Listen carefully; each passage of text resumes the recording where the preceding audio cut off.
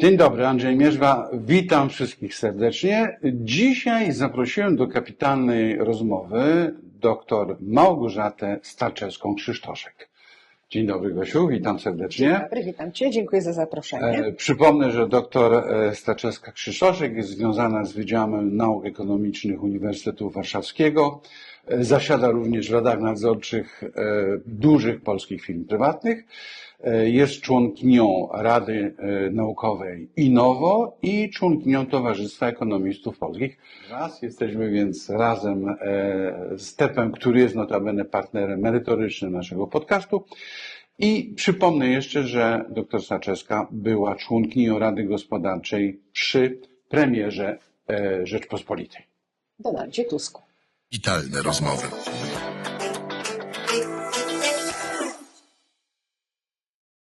Zaczynamy. Gosiu, zaczyna się nowy rok 2026. Jest taki czas, kiedy wszyscy robią listy, przynajmniej wszyscy, których ja znam. Co chcemy osiągnąć, co chcemy zmienić, a może co chcemy odpuścić. Robisz taką listę? Nie. Nie, dlatego że to jest stresujące, jeśli coś nie wychodzi. Szczególnie jeśli nie wychodzi z mojego powodu. Jak nie wychodzi dlatego, że ktoś inny nawalił. Myślę tu o gospodarce, myślę tu o politykach, myślę tu o firmach, które marzy mi się, żeby My robimy inwestowały. listę, a to oni nawalają. No właśnie, znaczy mam marzenie na przykład, żeby w 2026 roku zdecydowanie więcej firmy inwestowały. To jest takie marzenie, które może być zrealizowane nie przeze mnie. Ja mogę tylko o tym mówić dlaczego. Natomiast no, muszą to zrealizować firmy. Możesz iść do domu maklerskiego, kupić akcje spółek giełdowych i dzięki Twoim pieniądzom polskie firmy będą inwestowały.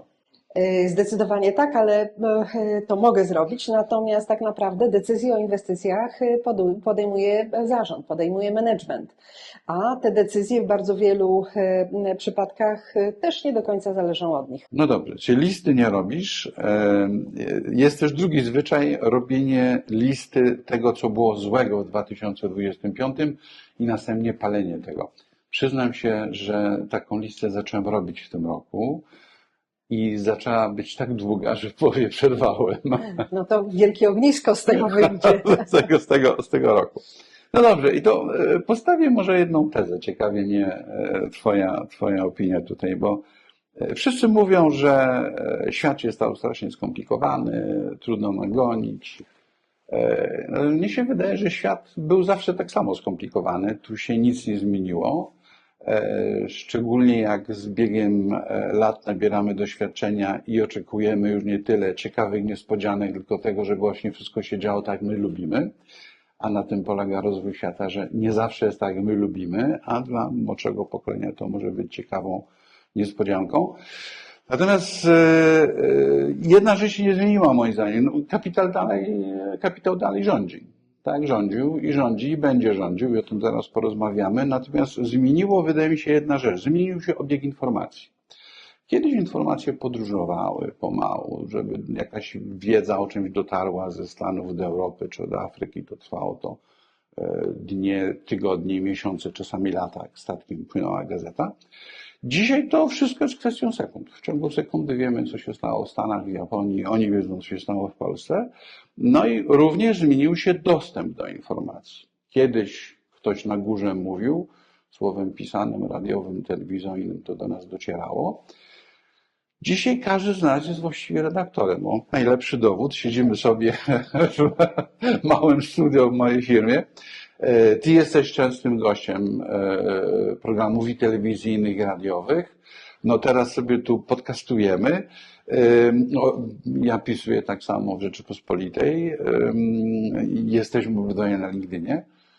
Powiedz mi, czy nasze poglądy są naprawdę tak ważne? Bo tu złośliwie powiem, ani nas nikt nie wybrał, ani jakichś strasznych słupków oglądalności na YouTubie i na stronie Towarzystwa Ekonomistów Polskich nie mamy. Co się zmieniło Twoim zdaniem? Masz rację, jeśli chodzi o informacje, jest jej, nawet powiedziałabym, za dużo. Bardzo trudno wybrać te informacje, które są taką prawdziwą wartością dodaną. I także masz rację, że ten napływ, czy nawet w tym obszarze dotyczącym gospodarki, napływ informacji jest ogromny. I kluczem tak naprawdę jest wybór. Natomiast wydaje mi się, że to, że się spotykamy i że rozmawiamy, że to nagrywasz, że masz swój program, że ten program upubliczniasz, no, staramy się dzielić naszą wiedzą. Staramy się przekazywać nasze rozumienie spraw gospodarczych. No pewnie trochę polityka o to zatrąca, ale muszę przyznać, że ja w sprawach politycznych niekoniecznie dobrze się czuję. Potrafię oczywiście absolutnie ocenić to, jak politycy oddziałują na gospodarkę, natomiast nie zawsze rozumiem decyzje, które są decyzjami politycznymi i negatywnie w mojej ocenie wpływają na gospodarkę. Wydaje mi się, że dajemy po prostu szansę, rozmawiając dzisiaj, rozmawiając wcześniej, rozmawiając w przyszłości, ty rozmawiając ze swoimi wszystkimi gośćmi, dajemy szansę tym, którzy poszukują informacji, do znalezienia jakiejś perspektywy, może innej niż perspektywy, które do nich docierają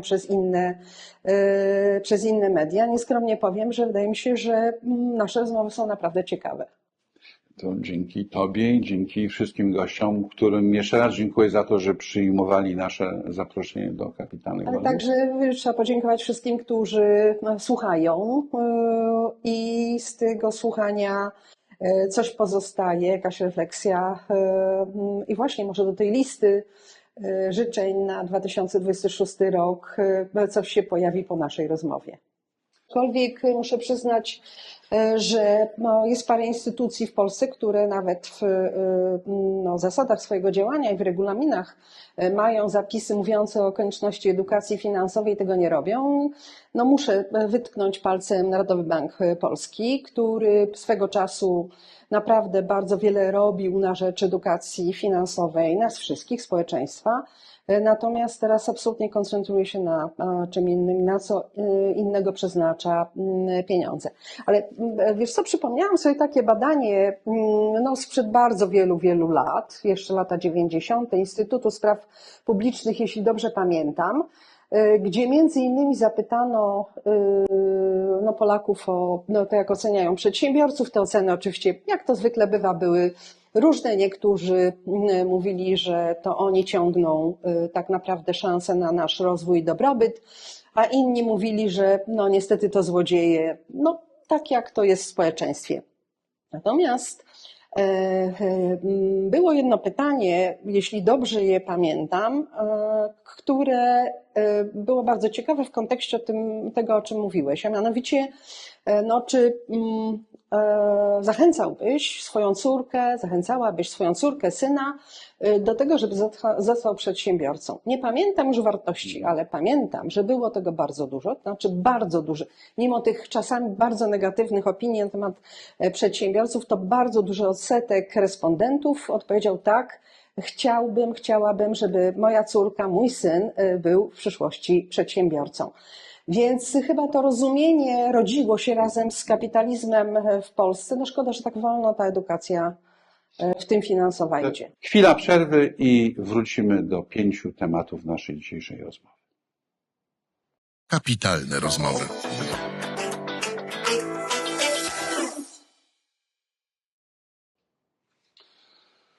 Kosiu, temat pierwszy, G20. Wiele się o tym słyszy, wiele się mówi. Ja już się trochę, przyznam, pogubiłem, bo tak sobie sprawdzałem niedawno na internecie i wychodzi mi, że tych G20 jest rzeczywiście G20, w tym Unia Europejska, czyli Polska, można powiedzieć... A poczekaj właśnie, to jest ciekawa sprawa, bo tak, jest 20, gdzie jest Unia Europejska, która reprezentuje wszystkie kraje, ale takie kraje jak Francja czy Niemcy są bezpośrednio. Czy Włochy, więc można powiedzieć, że my jesteśmy pośrednio. Co ciekawe, w Europie jest Rosja zaliczona, to jeszcze stare dobre czasy. I jest kilku stałych gości, czyli nie są w G20, i to jest na przykład Hiszpania. Tak jest. Mhm. Tych stałych gości chyba jest 3 albo 4, i potem są obserwatorzy, których już jest multum. Więc takie proste pytanie, czy jak prezydent Trump zaprasza prezydenta Nawrockiego na szczyt na Florydzie, to będziemy siedzieli na scenie, będziemy siedzieli w loży stałych gości, czy będziemy siedzieli w loży VIP-owskiej, ale jednak gości, którzy są zaproszeni tylko na to jedno spotkanie, bo na tej liście stałych przedstawicieli też jest Unia Afrykańska. Niektórzy myśleli, że u nas w G20 nie jest, bo wtedy było właśnie G21. Z tego co wiem, to żebyśmy my weszli do G20, to ktoś musiałby wyjść. Słyszałaś coś, że ktoś postanawia rzucić biletem złotym? No, oczywiście tutaj trzeba powiedzieć o tym, że wykorzystywane jest to, że rzeczywiście gospodarka fantastycznie się rozwijając przez ten okres, kiedy staliśmy się gospodarką rynkową, doszła do naprawdę pokaźnych rozmiarów i w grupie krajów, no pewnie 30 paru, które są naprawdę bardzo duże, jeśli chodzi o produkt krajowy brutto. Przypomnę, produkt krajowy brutto to jest wartość dóbr i usług, które wytwarzamy w ciągu roku. Więc znajdujemy się w tej grupie największych krajów tak mierzonej wielkości tych krajów czy gospodarek. Natomiast absolutnie masz rację, tak? Znaczy, nie ma absolutnie pomysłu na to, żeby wrzucić kogoś, czy podziękować, żeby być eleganckim, podziękować komuś z obecności w grupie stałych członków G20. To nie pierwszy raz, kiedy znajdziemy się w grupie obserwatorów, bo myślę, że to jest ta wersja. Natomiast to nie znaczy, że nie powinniśmy ponowić starań, bo te starania kiedyś były już czynione, żebyśmy znaleźli się w grupie, owszem, takich stałych obserwatorów, nie członków, tak jak Hiszpania. No Hiszpania jest, jeśli chodzi o tę wielkość mierzoną wartością PKB, 2 razy większa od nas, więc no jeszcze trochę nam brakuje, ale wydaje mi się, że można spokojnie starać się o to, żeby być na stałe takim obserwatorem. Natomiast to, co z punktu widzenia gospodarki i biznesu wydaje mi się znacznie ważniejsze, to jest uczestniczenie nie w G20, ale temu, co towarzyszy G20, czyli B20. To jest biznes, tak? To są spotkania biznesowe, które towarzyszą G20. I wydaje mi się, że to jest naprawdę wielkie wyzwanie, aby tu starać się być jak najszybciej takim stałym, trwałym uczestnikiem i być zapraszanym jak najszybciej już na stałe do tej grupy biznesowej, która towarzyszy spotkaniom G20. No dlatego, że tu buduje się relacje biznesowe z największymi. Tu się rozmawia, tu pokazuje się Polskę, tu pokazuje się polską gospodarkę. Wydaje mi się, jak zaczęła się ta fascynacja tematem G20, naszego uczestnictwa w G20, to pojawiły się także informacje, i słusznie, że pojawiły się informacje, że jeśli chodzi na przykład o PKB per capita, czyli PKB, czyli ta wartość dóbr i usług, które wytwarzamy w ciągu roku, przypadająca na głowę mieszkańca, no okazuje się, że tu jesteśmy na 49. miejscu. A więc patrząc z punktu widzenia tak mierzonego dobrobytu, bo dobrobyt można w różny sposób mierzyć, no to jesteśmy daleko w tyle za tą 20. Dalej pojawiły się także informacje, bo różnego rodzaju badania są robione. Pojawiły się także informacje o tym, że jest robione takie badanie, które jest właściwie badaniem opinii. Tam właściwie nie ma takich sztywnych, opartych na liczbach danych branych pod uwagę. Oczywiście PKB jest brane pod uwagę, ale tak naprawdę to są brane pod uwagę opinie. Jednym z subindeksów tego indeksu siły, mocy państwa i gospodarki jest indeks taki subindeks wpływu. Tam się mierzy kilka rzeczy, oczywiście samą wielkość gospodarki, ale też relacje międzynarodowe, też te polityczne, nie tylko ekonomiczne. I tu jest 50 krajów w tym indeksie brane pod uwagę i tam jesteśmy, jeśli dobrze pamiętam, na 39 miejscu. Także dosyć daleko, mimo że wydaje mi się, że o Polsce sporo się jednak mówi, odkąd Rosja napadła na Ukrainę i no, jesteśmy po prostu najbliżej poza państwami bałtyckimi tego konfliktu, a jednak no, jesteśmy dosyć daleko. To nasze postrzeganie nas na świecie nie jest takie, jakbyśmy chcieli. Wydaje mi się, że tu trzeba bardzo dużo pracy włożyć, żeby to postrzeganie było no, lepsze, dlatego że też siła gospodarki będzie znacznie większa, jeśli postrzeganie nas, takie właśnie w opiniach ekspertów, polityków, ludzi, którzy oddziałują na opinię publiczną na świecie, to postrzeganie będzie lepsze niż jest w tej chwili. Temat dyplomacji gospodarczej, bo tak bym to nazwał, był już wielokrotnie poruszany w kapitalnych rozmowach, także zachęcam do obejrzenia starszych odcinków. Ale właśnie życzenie na 26 rok, jeśli mogę pierwsze sformułować. Polska Agencja Inwestycji i Handlu robi wiele, żeby promować polski biznes za granicą, nie tylko, żeby przyciągać zagraniczny biznes do Polski, co jest równie ważne, ale fajnie byłoby, żeby w samolocie prezydenta RP, który poleci na szczyt na Florydzie, byli nie tylko politycy, urzędnicy kancelarii, ale żeby znaleźli się polscy przedsiębiorcy. Bo właśnie ten szczyt, o którym mówisz, B20, polega na tym, że prezydenci, premierzy innych krajów przywożą własnymi samolotami bardzo często przedstawicieli swojego biznesu, którzy mają bardzo konkretne umowy, które poprzednio już były negocjowane, uzgadniane i które na tak zwanym marginesie szczytu są po prostu podpisywane. Byłoby bardzo fajnie, żeby nasz rząd, nasz prezydent zaczął w ten sposób postrzegać tak samo swoją rolę w sensie dyplomacji gospodarczej, bo to przedsiębiorcy płacą podatki i jak bardzo często na różnych konferencjach, tak, ale przedsiębiorcy płacą, jak ja zawsze mówię, 3 razy, prawda? Bo płacą jako obywatele, płacą jako firmy i płacą jako właściciele firm. Także są najbardziej opodatkowani w tym sensie, ale bardzo często na konferencjach słyszymy właśnie, że rząd powinien pomagać i tak dalej. To byłby najlepszy wyraz takiej właśnie konkretnej pomocy dla przedsiębiorców, żeby mieli szansę właśnie na takim szczycie zaistnieć i porozmawiać z kolegami z innych krajów. Zdecydowanie tak, aczkolwiek nie wystarczy jeden wyjazd na G20, żeby budować tą dobrą opinię o polskiej gospodarce i budować te relacje, które pozwalają rozwijać nam biznesowe relacje ze światem.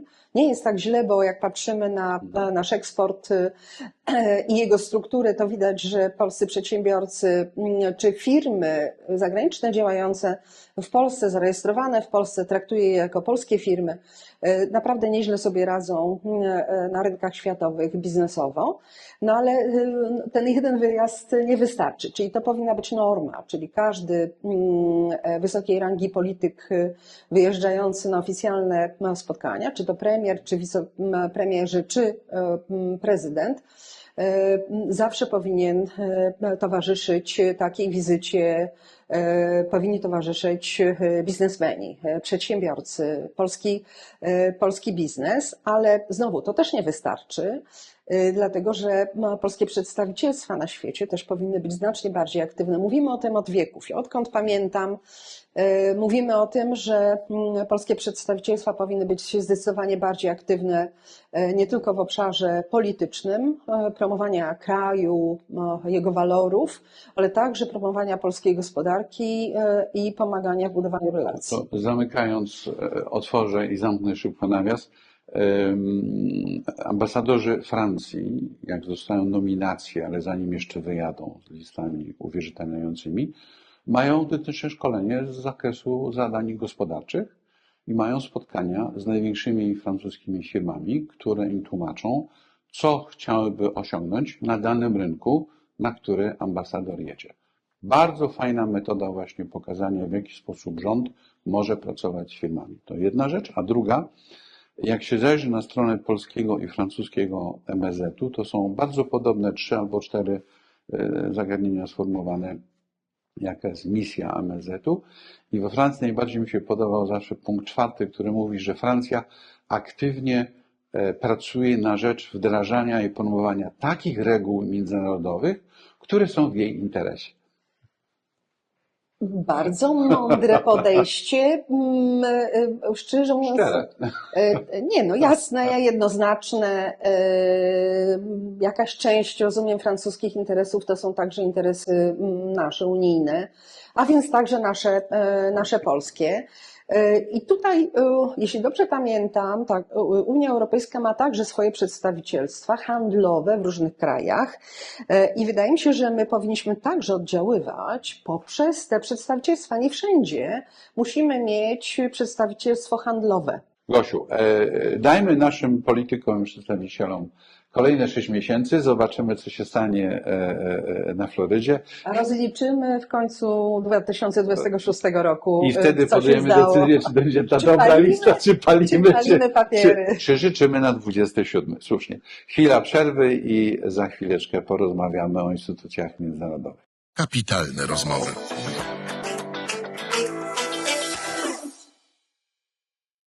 Gosiu, porozmawiamy o instytucjach międzynarodowych, trochę idąc tropem G20, B20.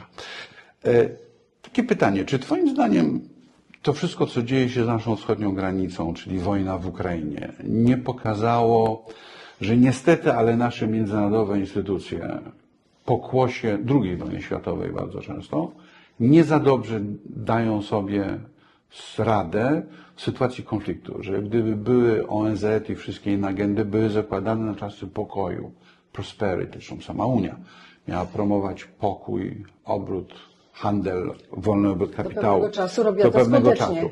Tak, zadaję sobie czasami pytanie, patrząc jak prezydent Żeleński jeździ po całym świecie, z podziwiem na to patrzę, ale tak się zastanawiam, czy zamiast tej całej dyplomacji w idealnym świecie nie powinien po prostu pojechać na sesję ONZ-u, wygłosić przemówienie i ONZ powinien podjąć wszystkie te działania, które starają się podejmować między sobą niektórzy członkowie ONZ-u, że niestety nawet w czasie II wojny światowej w Bazylei przez cały czas działał BIS, czyli Bank of International Settlements, Bank Międzynarodowych Rozrachunków, w którego Radzie Wykonawczej siedzieli przedstawiciel faszystowskich Niemiec, Francuz, Anglik i Amerykanin. I po prostu pilnowali, żeby się nie rozsypał światowy system finansowy, bo po tej wojnie to wszystko trzeba było niestety policzyć, rozliczyć, wyznaczyć reparacje, zrobić wiele innych rzeczy.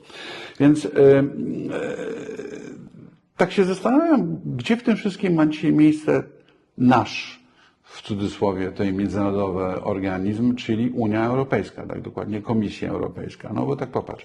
Z jednej strony cała dyskusja o Mercosurze w tej chwili, o którym zresztą rozmawialiśmy z dr Lidią Adamską. Polecam jeden z poprzednich odcinków. Jak Was ciekawi, co naprawdę znaczy Mercosur i na czym polegałaby Unia między Mercosurem a Unią Europejską i to porozumienie nazywa się Mercosur. Mercosur to jest nazwa organizacji krajów Ameryki Południowej, co niektórzy z naszych polityków czasami przekręcają. Więc tak, dyskutujemy o Mercosurze, porozumieniu z Mercosurem, podwyższamy zadłużenie, żeby sfinansować, pomóc Ukrainie. Jednocześnie kłócimy się trochę ze Stanami Zjednoczonymi, ale przyznajmy... Nawet trochę wewnętrznie. Ale przyznajmy jedną rzecz, tak? Gdybyś spojrzał na chwileczkę na świat z perspektywy amerykańskiego zjadacza chleba, to tak, powstała Unia Europejska, która sfinansowała sobie Airbusa, który następnie dogadał się z Boeingiem w Międzynarodowej Organizacji Handlu WTO o słynne subsydia. I to Airbus otworzył bodajże 2 fabryki w Ameryce, w Stanach Zjednoczonych, a nie Boeing w Europie. Boeing, o ile pamiętam, kupuje tylko podzespoły i produkuje duże kawałki w Japonii. Czyli dzisiaj Airbus w Stanach jest samolotem amerykańskim, dlatego kupują go linie amerykańskie, bo jest produkowany na miejscu, tylko podzespoły przyjeżdżają.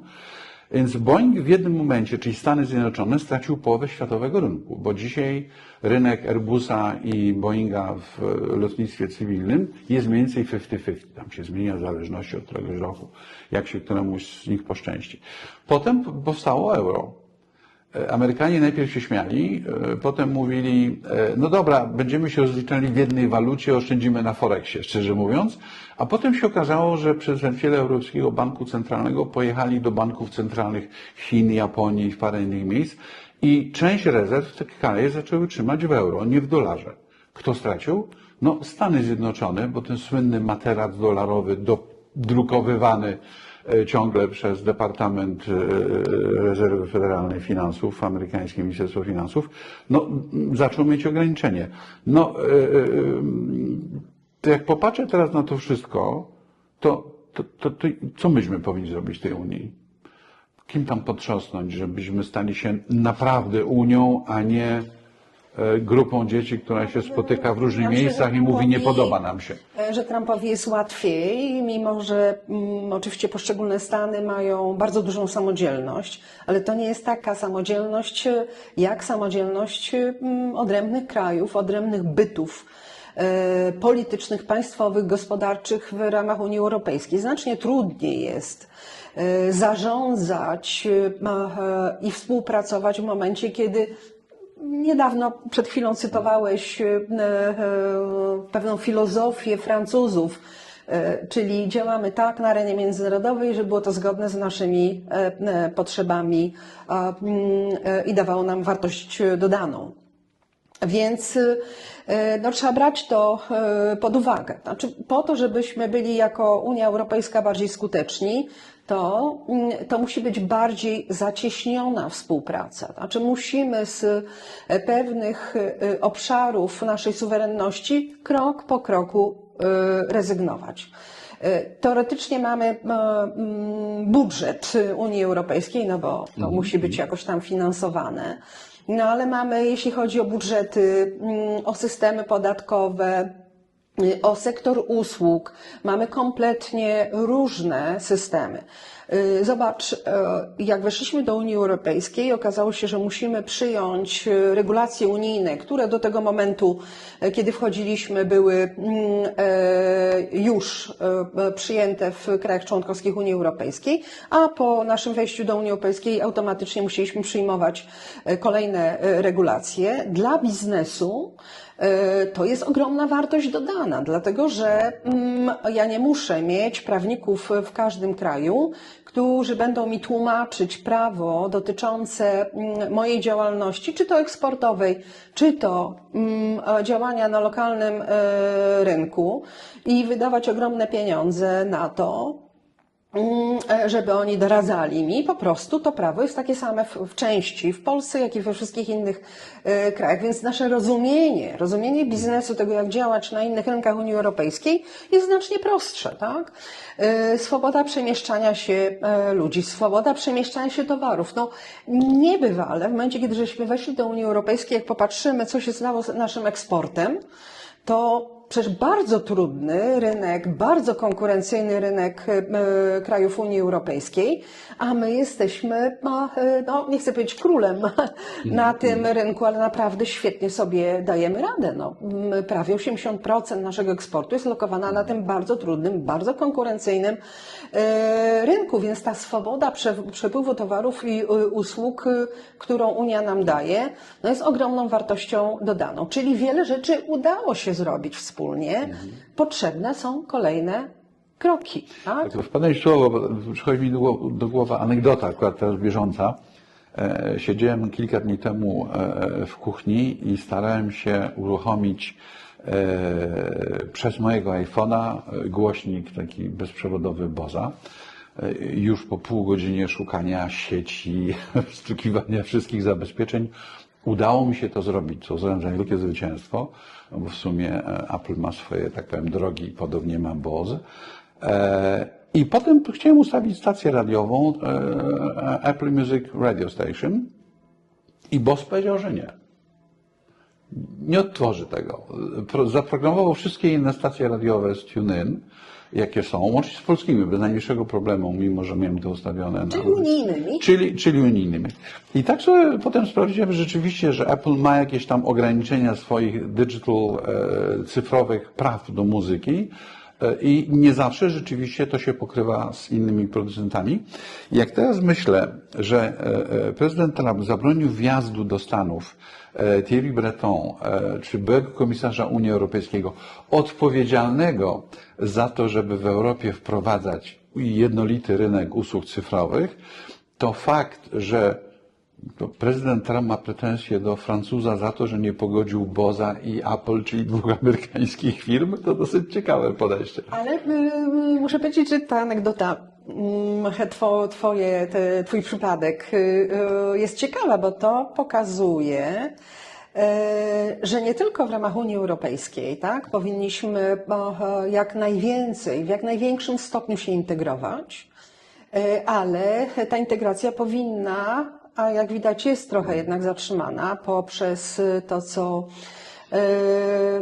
zaczęło się dziać po przejęciu władzy przez Donalda Trumpa w styczniu 2025 roku i rozpoczęcie na początku kwietnia tak naprawdę 2025 roku wojny handlowej, która de facto się nie zakończyła, tak, bo nie wszystko, pewne rzeczy już wiemy, one zostały ustalone, podpisane, ale pewne rzeczy ciągle są w zawieszeniu, na przykład kwestia stali w relacjach Unii Europejskiej, krajów Unii Europejskiej ze Stanami. No kompletnie nie wiemy, jak zakończy się budowanie nowych relacji między Stanami a Chinami, a to ma ogromny wpływ na nas, na Unię Europejską, tym samym także na Polskę. No, że jednak globalizacja i związane z nią relacje handlowe oparte na umowach, no, to powinno postępować. Okej, ja rozumiem, że trzeba chronić pewne obszary własnych rynków, no bo jeśli żeśmy w coś bardzo dużo zainwestowali jako kraj, jako gospodarka, czy jako Unia Europejska, to może warto najpierw spić śmietankę, a później no, pozwolić korzystać z tego wszystkim innym na świecie. I jak to się mawia, przytrzymaj tą myśl, po przerwie przejdziemy płynnie do następnego tematu dotyczącego Unii Europejskiej i Twoich ulubionych inwestycji, innowacji, czyli raportu Dragiego. Kapitalne rozmowy.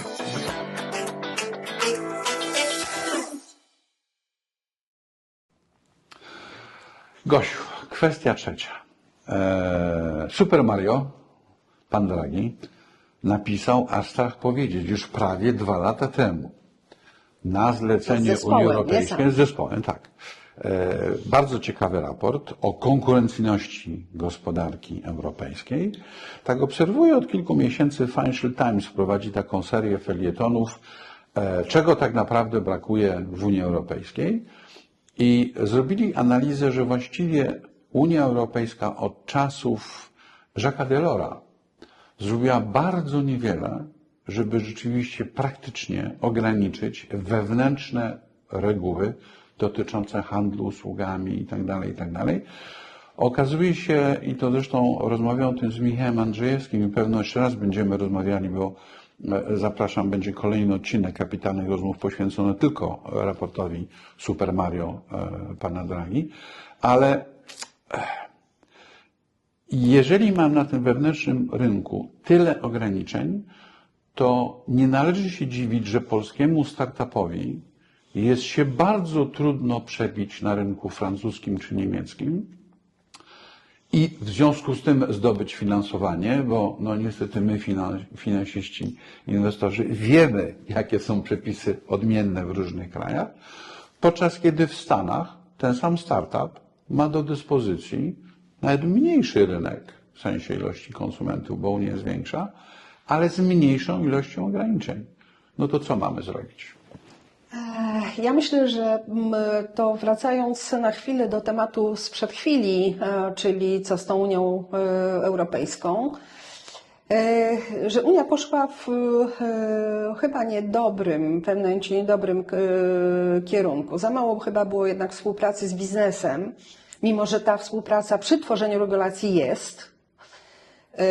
to jednak za mało było rozumienia przez administrację europejską, administrację Unii Europejskiej tego, jakie będą konsekwencje poszczególnych regulacji dla biznesu, nie w rozumieniu tu i teraz i na naszym rynku, tylko globalnie, prawda?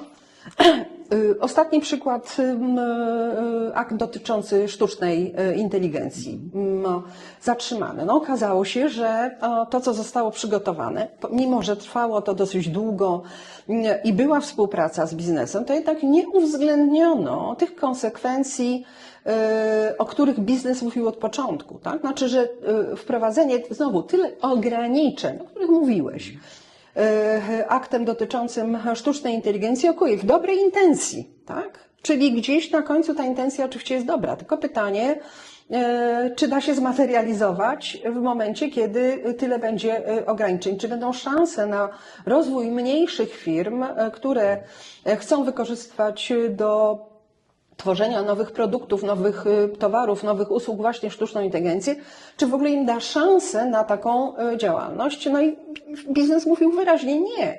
Tak? Zabiją nas koszty związane z tym, co regulacje proponują i nakładają na nas. W związku z tym nie będzie szans na to, żebyśmy się rozwijali. Najśmieszniejsze jest to, że oczywiście także te wielkie, globalne, amerykańskie korporacje, które w obszarze AI, w obszarze sztucznej inteligencji funkcjonują, krzyczały najgłośniej, ale de facto, jeśli by takie rozwiązanie weszło, one by skorzystały na tym najwięcej. Dlatego, że one sobie poradzą, bo są silne kapitałowo, olbrzymie, dysponują niebywale wielkim kapitałem i oczywiście realizacja tych obowiązków kosztownych dla nich to jest peanuts, to jest nic. Tak? Więc okazałoby się, że one byłyby znacznie silniejsze niż dzisiaj na europejskim rynku. Więc mówiąc o konkurencyjności, znaczy wydaje mi się, że może warto było szkolenie także zrobić tym, którzy w Komisji Europejskiej przygotowują projekty regulacji, że w znacznie większym stopniu powinni oni konsultować się jednak z biznesem.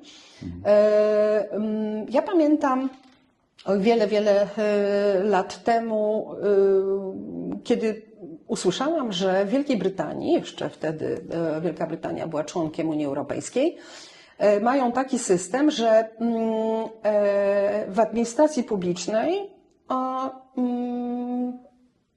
muszą urzędnicy wyższego szczebla, może nie najwyższego, ale wysokiego szczebla, dyrektorzy departamentów w różnych ministerstwach muszą zapraszać do współpracy biznes, ale na takiej zasadzie, że przedsiębiorca przychodzi do urzędnika, uczestniczy w jego pracach dzień, 2, 3, po to, żeby zobaczyć, jak to funkcjonuje, ale urzędnik jest zobowiązany przyjść do przedsiębiorstwa, do przedsiębiorcy i uczestniczyć w procesie codziennym, operacyjnym jego działalności, żeby rozumieć, na czym ten biznes polega, bo wtedy ta komunikacja jest znacznie łatwiejsza. Ale to wpadnę Ci słowo, to jest super ciekawe to, co mówisz i podkreślę dwie rzeczy.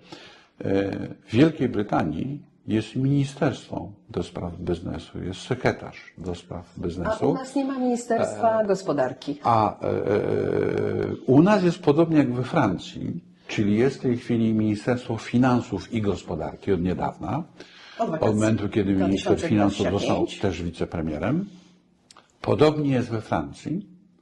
Nie ma Ministerstwa do spraw biznesu, ale we Francji jest jedna konfederacja przedsiębiorców, MEDEF, która jak się wybiera do ministra finansów i gospodarki albo do prezydenta, bo szykowane jest jakieś przepisy nowe, to mówi głosem wszystkich przedsiębiorców. A my nie mamy ani reprezentacji biznesu na szczeblu rządowej, ani nie mamy jednej powszechnej organizacji przedsiębiorców, przemysłowców. Jest ich kilka. I jakkolwiek bardzo często współpracują, to jednak każda mówi trochę innym głosem.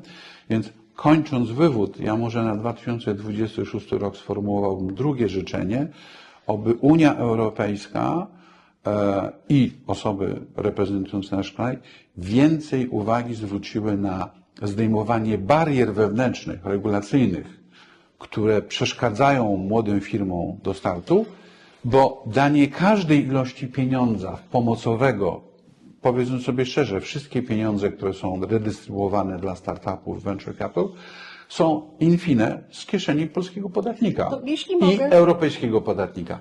Więc sugeruję mniej regulacji i to być może się okaże, że te pieniądze będą bardziej efektywnie pracować. Jeśli mogę, bo Proszę cię.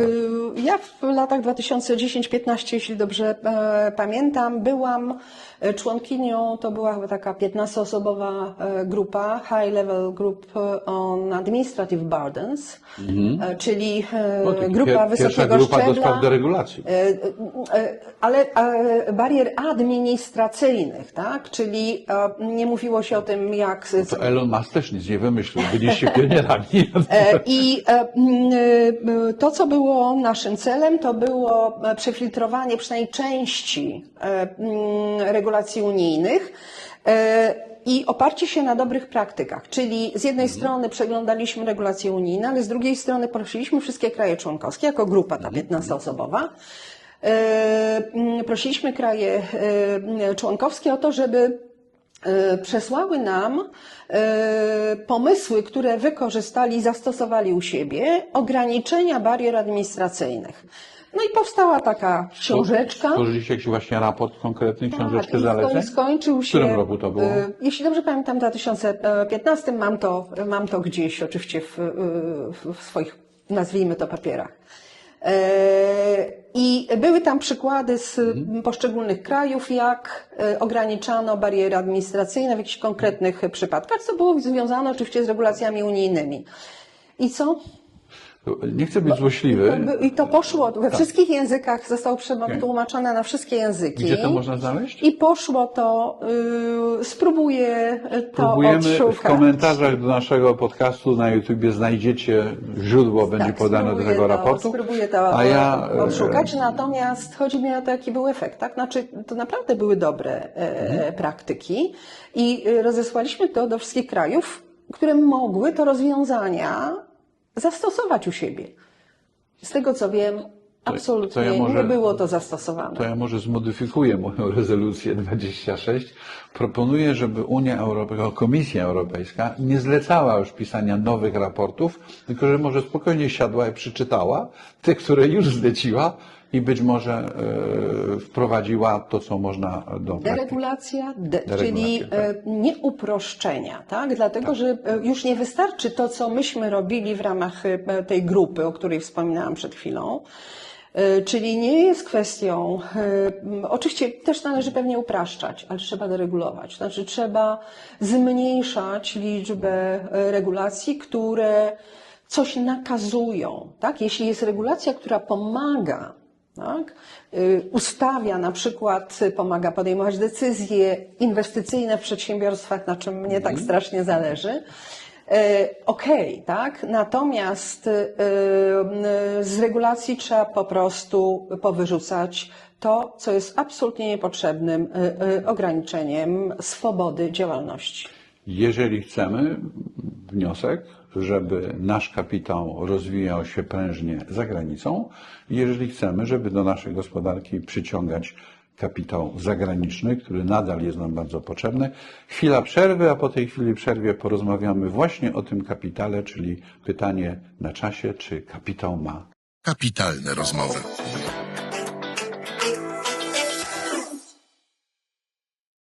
Gosiu, mój ulubiony temat na koniec roku, repolonizacja. A tak dokładniej to, czy kapitał ma narodowość. Żeby Ci ułatwić odpowiedź na to bardzo skomplikowane pytanie, to powiem taki prosty przykład.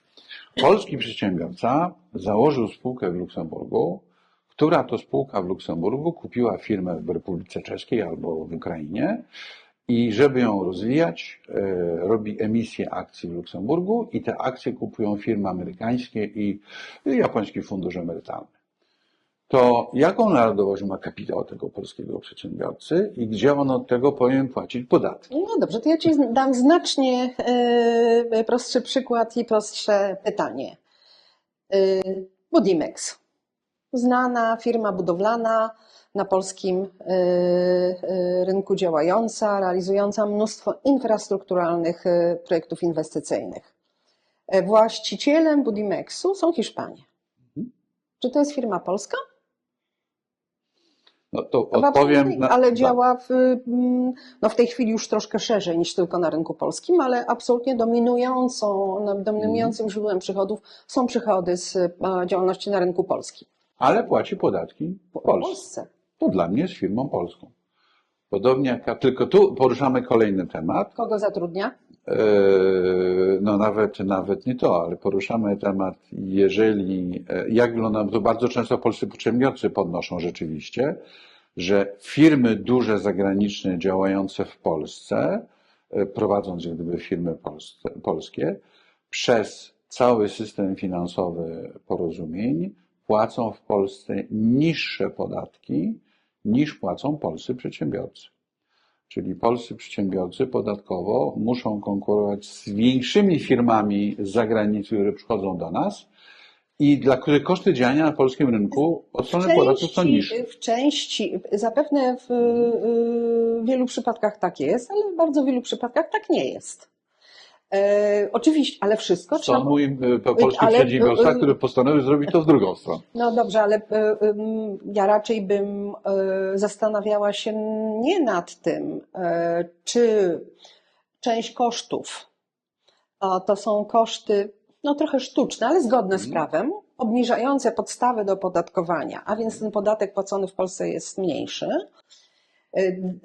Bardziej bym zastanawiała się nad tym, co robią właściciele zagraniczni firm działających w Polsce, więc de facto polskich firm w rozumieniu podatkowym. No i też źródła przychodów dla tych firm, co robią z dywidendą. W jakiej części są właścicielami, to jest ich dobre prawo, zabrania tej dywidendy do kraju lokalizacji, centrum dowodzenia, centrum działalności, a jaką część reinwestują, tak? Czyli zostawiają w Polsce, rozwijając działalność, a więc płacąc też więcej podatków. To jest takie proste i jednoznaczne. Pamiętaj też, że te firmy działające w Polsce z kapitałem zagranicznym przekazują ogrom wiedzy. Współpracują, mają całą sieć polskich, już takich klasycznie polskich, tak? Z właścicielem polskim firm, z którymi współpracują. Czyli niejako zasilają gospodarkę też zamówieniami różnego rodzaju na rzecz swojej działalności. Po to, żeby polskie firmy mogły być partnerami biznesowymi tych firm, muszą spełniać pewne wymogi technologiczne związane z ochroną środowiska już w tej chwili także, z kompetencjami pracowników, a więc obecność firm zagranicznych w Polsce powoduje, że polskie firmy są podciągane w bardzo wielu obszarach w górę, lepiej się rozwijają, stają się coraz bardziej konkurencyjne. Mówi się także i są dowody w postaci badań z tym związane, że niebywale ważne jest także przekazywanie kompetencji menedżerskich. Okazuje się, że niebywale ważne dla tego, jak firma się rozwija, jakie ma szanse na rozwój, jest to, jakie są kompetencje menedżerskie. Tak? Są dowody na to właśnie w postaci badań mówiące o tym, że w momencie, kiedy do zarządu wchodzi nowy człowiek z trochę szerszymi kompetencjami, bo rozumiem, że jeżeli zatrudnia firma kogoś nowego, to stara się, żeby to była osoba lepsza niż ta, która była, to okazuje się, że we wszystkich działach tej firmy kompetencje menedżerskie idą w górę. Tak? A więc wartość dodana z obecności kapitału zagranicznego, widać ją w bardzo wielu obszarach. Nie deprecjonujmy tego, tak? Znaczy nie koncentrujmy się tylko i wyłącznie na tym, że te firmy korzystają z regulacji prawnych, które pozwalają im no, zmniejszać podatek płacony w Polsce. Na pewno znasz te statystyki. Ja kiedyś oglądałem, skąd do Polski przybywa kapitał zagraniczny i byłem bardzo zdziwiony wysoko stosunkowym miejscem Holandii, która ma duże firmy, ale powiedzmy sobie szczerze, aż takim wielkim potentatem no to nie jest na rynku światowym. No i potem jak oglądałem całą baterię dotyczącą TVN-u i kto jest właścicielem i przez jakie firmy, to zrozumiałem, jak wiele firm amerykańskich przez właśnie Holandię inwestuje w Europie Centralnej Czy przez Irlandię? czy przez Irlandię. I to nie tylko ze względów podatkowych, ale również ze względu na stabilny system prawny i bardzo wiele innych rzeczy. Co też powoduje, że jak gdyby relatywnie wielkość inwestycji bezpośrednich amerykańskich jest w ten sposób zaniżana. Jak się mówi tutaj Ameryka, tutaj gdzieś brzmi Holandia, Francja zajmuje zawsze bardzo znaczące miejsce. Czyli ta narodowość, czy kapitał ma narodowość? No, dla mnie odpowiedź jest prosta. Nie ma. No, Nie ma.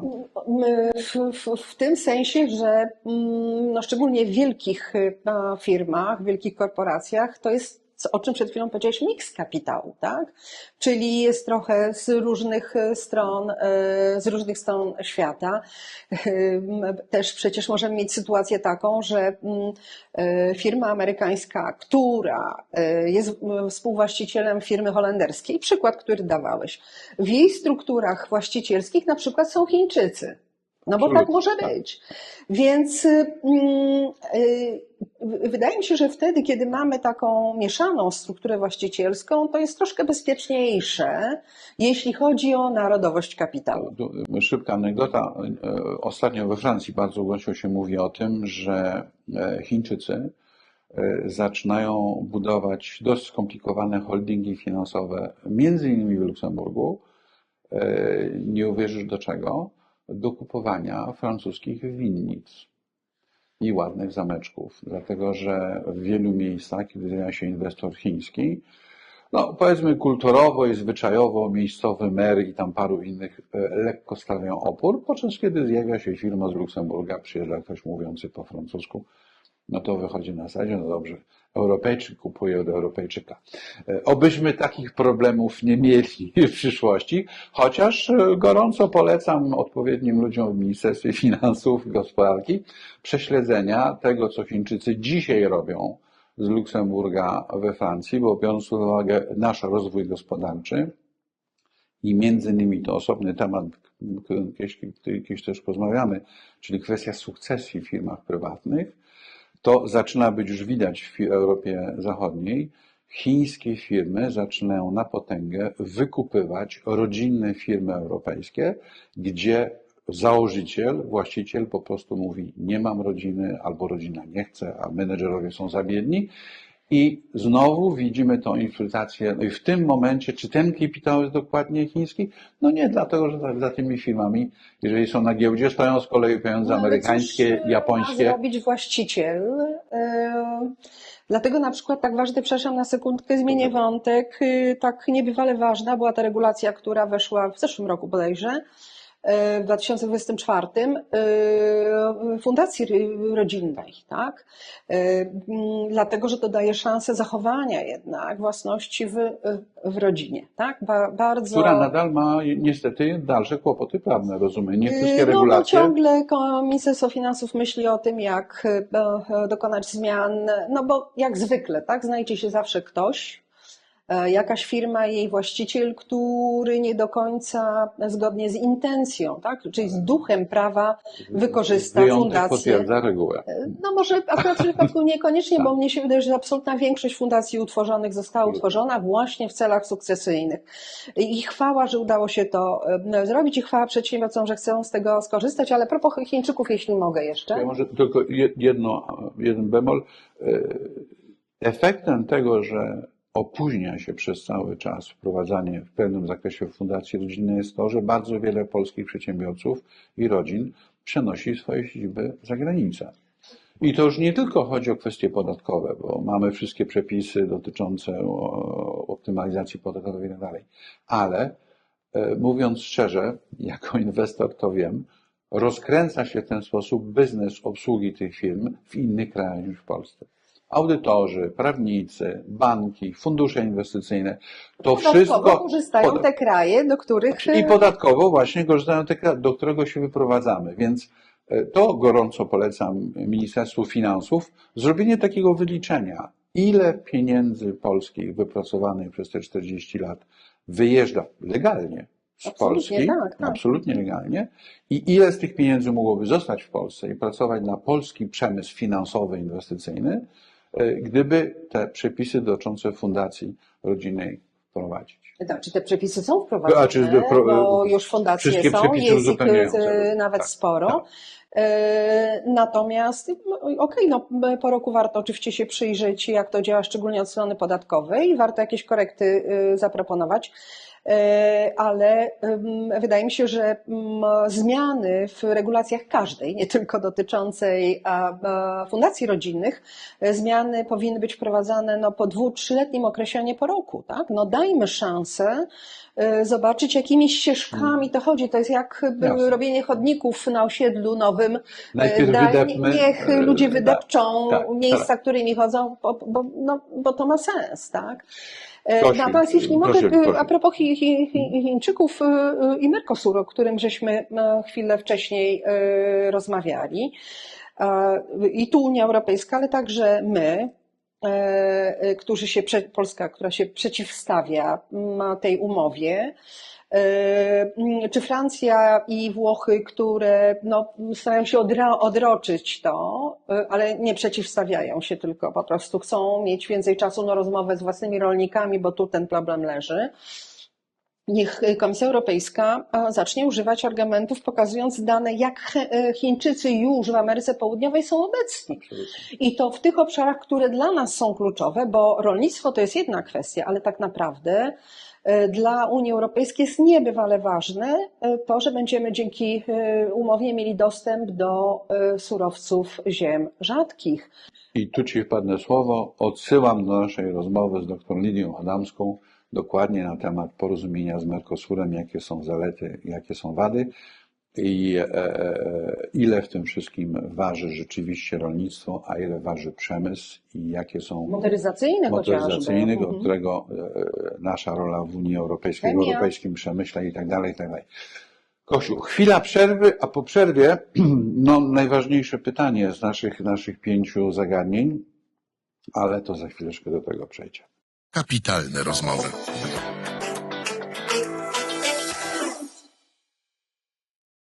Gosiu, dochodzimy pomału do końca naszej długiej, ale bardzo ciekawej rozmowy na to podsumowanie 2025 roku. Tak sobie myślę, wiele ciekawych tematów poruszyliśmy, od deregulacji, innowacji, repolonizacji, tego, czy kapitał ma narodowość. Gdybyś z tego wszystkiego, dyplomacji gospodarczej, gdybyś z tego wszystkiego miała wybrać taki jeden temat przewodni, taki kompas gospodarczy na 2026 rok, nad którym warto byłoby popracować. Zdrowie, jeśli tak. Czyli służba zdrowia. Ochrona zdrowia. Nie tyle służba zdrowia, co szeroko. System ochrony zdrowia. Tak, system ochrony zdrowia. Jedna rzecz to jest finansowanie, ale mnie się wydaje, że może zacznę inaczej. Jak popatrzymy na badania, w których respondenci są pytani o to, co jest dla nich najważniejsze. Dzisiaj, wczoraj, przedwczoraj, co będzie najważniejsze w najbliższych latach. Na pierwszym miejscu, w różny sposób jest to artykułowane, jest zdrowie, ochrona zdrowia, kolejki, brak dostępu do specjalistów, długie oczekiwanie. Ja mogę anegdotę powiedzieć. Może brzmi to jak anegdota. W 2019 roku dostałam skierowanie do szpitala na niezbyt związaną z zatokami przypadłość. Zapisano mnie do kolejki, powiedziano, że się odezwą, po czym 2020 COVID i w grudniu tego roku, 2025, telefon otrzymuję ze szpitala, że już mogą mnie zapisać do doktora, do lekarza, który oceni stan moich zatok i czy jest to stan operacyjny, czy nieoperacyjny. Więc nie muszę posiłkować się przykładami kogoś innego, bo mam swój własny, prawie 6 lat oczekiwania na kontakt ze szpitala przy naprawdę niezbyt poważnym schorzeniu. Tak. No dobrze, to trzymam Cię za słowo. Służba zdrowia, system ochrony zdrowia, jego finansowanie. Właśnie nie. Nie? Wedle mnie po to, żeby mówić o finansowaniu, najpierw trzeba przeorganizować system ochrony zdrowia, czyli zobaczyć, co robimy to ciągle jakieś diagnozy, robimy to od bardzo, bardzo dawna. Wspomniałeś na samym początku, przedstawiając mnie, że byłam członkinią Rady Gospodarczej przy premierze Donaldzie Tusku. I jednym z tematów, który pan premier tej naszej eksperckiej 10-osobowej Radzie Gospodarczej wrzucił, to była ochrona zdrowia. Co można zrobić, żeby poprawić efektywność, a tym samym, żeby środki, które idą na ochronę zdrowia, były wystarczające w te środki, które pochodzą ze składek. No i nie udało nam się znaleźć dobrego rozwiązania. Szukaliśmy tych rozwiązań na całym świecie też, bo uważam, że jak drzwi są otwarte, to warto tam zajrzeć i zobaczyć, czy nie ma jakiegoś fajnego rozwiązania dla nas. Ale zaczyna się pojawiać coraz więcej takich bardzo ciekawych propozycji. Jest taki raport przez jedną z tych największych firm doradczych przygotowany dotyczący ochrony zdrowia, który analizuje, ile wydajemy na szpitale, a ile wydaje się w innych krajach porównywalnych z nami. I okazuje się, że jeśli popatrzymy na wszystkie wydatki, publiczne oczywiście, w Polsce i odniesiemy wydatki związane z szpitalami do tej ogólnej sumy wydatków na ochronę zdrowia, to jest 50, jeśli dobrze pamiętam, 52%. Średnia dla Unii Europejskiej jest to 46%. Czyli wydajemy znacznie więcej. Dalej, i druga kwestia, na którą ten raport zwraca uwagę, na kilka ważnych kwestii, ale druga, która wedle mnie jest niebywale ważna, czyli jeśli wrócę na chwilę do szpitali versus leczenie ambulatoryjne. Tak? Znaczy, że ogromna część z tego, co trafia do szpitali i tam jest leczone krócej lub dłużej, mogłoby być to leczenie ambulatoryjne, które jest znacznie, znacznie tańsze. To jest jedna rzecz. Tu ci przerwę, bo będziemy zamykali do brzegu trochę tą rozmowę, ale rozumiem, że w naszej kolejnej rozmowie Czy ja mogę dodać tylko jedną rzecz? dodaj jedną rzecz, po to, żeby zachęcić widzów do kolejnego odcinka. Profilaktyka. Znaczy nie ma szans na to, żebyśmy byli zdrowi, jeśli nie będzie rozwinięty system profilaktyki. I znowu, dane z tego raportu mówią o tym, że w Polsce na profilaktykę w stosunku do całości kosztów związanych z ochroną zdrowia wydaje się 1,9%.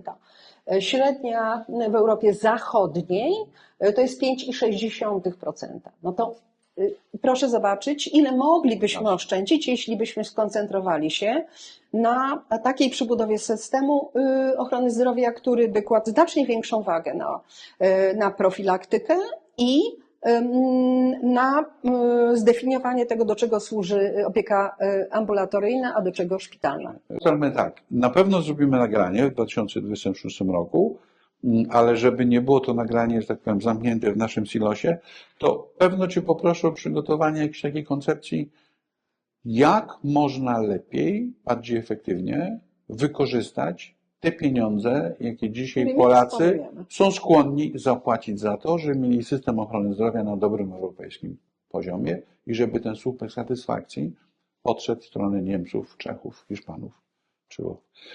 Kościół, bardzo dziękuję za rozmowę. Bardzo dziękuję. Wam przypomnę, było długo, ale mam nadzieję ciekawie, więc jeżeli Was temat zaciekawił, zapraszamy do lajkowania, do komentarzu.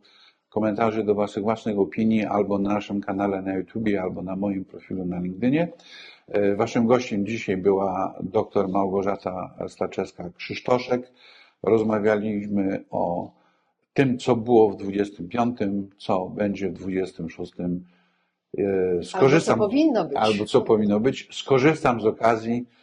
Pożyczę wszystkim zdrowego, dosiego i zyskownego 2026 roku. I zdrowego, i zdrowego, i zdrowego.